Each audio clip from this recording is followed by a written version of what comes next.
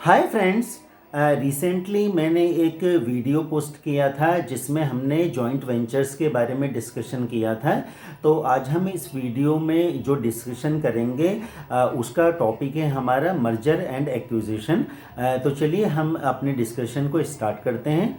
देखिए, जहाँ तक मर्जर का सवाल है, इसमें दो फर्म जो है एक साथ में मिलकर के काम करती हैं, और इसमें जो बिग साइज़ फर्म है उसमें जो है स्मॉल साइज़ फर्म जो है मिल जाती है, और उनका जो अल्टीमेट ऑब्जेक्टिव होता है वो ये है कि बिग प्रॉफिट को जो है अचीव किया जाए।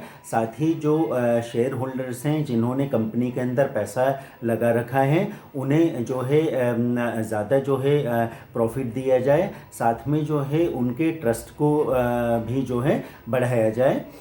बेसिकली जहाँ तक मर्जर का सवाल है, ये बहुत ही पॉजिटिव प्रोसेस है, लेकिन ये इतनी भी आसान नहीं है जितना कि हम समझते हैं। देखिए, जब कभी भी दो फर्म एक साथ में मिलकर के बिजनेस करना चाहती हैं, और जो स्मॉल साइज फर्म है वो चाहती है कि हम इसमें जो है मर्ज होकर के बिजनेस करें, तो जो बड़ी फर्म है उसे बहुत सारी चीज़ों पर जो है बातचीत करनी होती है, बहुत सारी चीज़ों को जो है कंसीडर करना होता है। जैसे कि जो मर्जिंग फर्म है उसकी क्या कैपेसिटी है, उसके नंबर ऑफ एम्प्लॉई कितने हैं, और उनका सैलरी पैकेज क्या होना चाहिए, उन्हें जो है किस जगह पर जो है पोस्टिंग देनी चाहिए।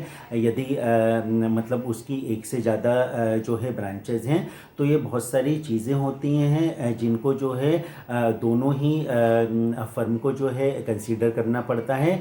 इसके अलावा ये है कि जब आप मर्ज हो जाएंगे तो आपके राइट्स क्या होंगे, और क्या डिसीजन आप ले सकते हो, क्या डिसीजन जो है बड़ी फर्म ले सकती है। तो हम ओवरऑल ये कंक्लूड कर सकते हैं कि मर्जर जो है एक बहुत अच्छी पॉजिटिव प्रोसेस है। और देखिए, आपको एक चीज़ समझना होगा कि मर्जर जो है होता क्यों है। हम एक एग्जांपल लेते हैं, जैसे एक एफएमसीजी कंपनी है, और वो जो है काफ़ी टाइम से जो है बहुत सक्सेसफुली जो है अपना बिजनेस कर रही है, लेकिन क्या है उसकी रीच इतनी ज़्यादा नहीं है। वो कंपनी चाहती है कि इंडिया के अंदर तो उसका बहुत अच्छा बिजनेस है, लेकिन ओवरसीज़ भी उसका रहे। तो वो काफ़ी कुछ सोचने के बाद में, और भी सारे फैक्टर्स होते हैं, तो ऐसी जो है फर्म की तलाश करती है जो जिसका कि काफ़ी अच्छा इंटरनेशनल एक्सपोजर है, काफ़ी जो है इंटरनेशनल एक्सपीरियंस है। फिर सारा सब कुछ चीज़ें जो है कंसीडर करने के बाद में वो जो है मर्ज होती हैं। और देखिए, जहाँ तक प्राइवेट सेक्टर का सवाल है, तो मर्जिंग में जो है काफ़ी सारे इश्यूज होते हैं, और सब लोगों को जो है मिलकर के दोनों कंपनियों को अपने अपने लेवल पर जो है उन चीज़ों को जो है उसका सॉल्यूशन ढूंढना होता है। लेकिन जहाँ तक गवर्नमेंट की बात है, देखिए अभी काफ़ी दिन नहीं हुए हैं, कुछ ही दिनों पहले जो है गवर्नमेंट ने काफ़ी सारे बैंकों को जो है मर्ज कर दिया है, और वो जो है उनका साइज़ जो है मिनिमाइज़ करना चाहती हैं, और केवल जो है बड़े बैंक ही रखना चाहती हैं। मैं आपको एक एग्जांपल देता हूं, जैसे सिंडिकेट बैंक जो है मर्ज हुआ कैनरा बैंक में। तो देखिए, गवर्नमेंट कभी एम्प्लॉय को निकालती नहीं है, और उसका जॉब जो है एज इट इज़ ही रहता है। लेकिन इस केस में क्या है, जैसे सिंडिकेट बैंक जो है कैनरा बैंक में मर्ज हुआ, तो ऑब्वियसली जो है कैनरा बैंक बड़ा है सिंडिकेट बैंक से। फिर कई बार क्या होता है कि बैंक जो है नेशनलाइज बैंक है, उसके बाद भी जो है उनकी रीच जो है लिमिटेड रहती है। कई तो जो है ऐसे बैंक होते हैं जो कि केवल मेट्रोज़ में ही बहुत ज़्यादा चलते हैं, कई जो है रूरल में चलते हैं, तो छोटी सिटीज़ में नहीं चलते। तो इन सबको जो है मर्ज करके ये है कि दोनों बैंकों की जो है स्ट्रेंथ को बढ़ाया जाएगा, और सिंडिकेट जहाँ पर है वहाँ पर अब जो है कैनरा भी पहुँच जाएगा, और इससे जो है उनकी सैलरी वगैरह पे भी जो है काफ़ी पॉजिटिव जो है इम्पैक्ट पड़ेगा। तो मर्जिंग जो है जहाँ तक गवर्नमेंट के पॉइंट ऑफ व्यू से देखें, तो उसमें जो है एम्प्लॉई का रेयरली ही कभी नुकसान होता है। अब इतना डीपली तो मुझे नहीं मालूम है, वो तो जो एम्प्लॉय वहाँ पे काम कर रहा है वही करेगा।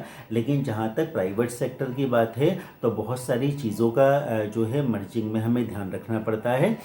तो हम यदि इस चीज़ को कंक्लूड करें तो ये है कि मर्जिंग जो है दोनों ही फर्म को काफ़ी कुछ जो है रिटर्न में देता है। बस ये है कि उनका नेगोशिएशन किस तरीके से चल रहा है, क्या दोनों फर्म जो है एक दूसरे से सेटिस्फाइड हैं। लेकिन इसके अंदर इस पॉइंट को जो है आपको ध्यान में रखना पड़ेगा कि जो बड़ी फर्म होती है राइट जो है उसके पास ही होते हैं, क्योंकि वो मर्ज होने के लिए नहीं जा रही है।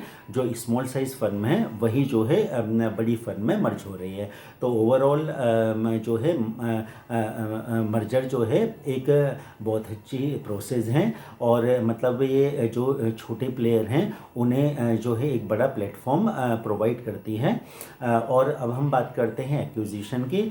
देखिए, एक्विजिशन का सीधा सा मतलब ये होता है कि हम बिल्कुल इसे ब्रीफली कंक्लूड करें या अपनी हिंदी भाषा में बोले तो आपने कहावत सुनी होगी कि समुद्र में जो है छोटी मछलियों को बड़ी मछलियाँ निगल जाती हैं या खा जाती हैं। तो एक्विजिशन में भी यही रहता है, टू एक्वायर स्मॉल फर्म्स। और सीधी सी बात है कि जब ये ओवरटेकिंग की प्रोसेस होती है, जब कोई चीज़ जो है ओवरटेक कर ली जाती है, तो फिर आपके पास में जो है बहुत ज़्यादा अपनी बात को कहने का जो है राइट नहीं होता है, और आप बहुत ज़्यादा जो है डिमांड करने की पोजीशन में नहीं रहते हैं। जो बड़ी फर्म आपको एक्वायर करेगी, आपको जो है उसके हिसाब से ही चलना पड़ेगा, और वो हमेशा से जो है अपने एम्प्लॉय का इंटरेस्ट पहले देखेंगे और आपका जो है इंटरेस्ट वो बाद में देखेगी या वो देखेगी नहीं।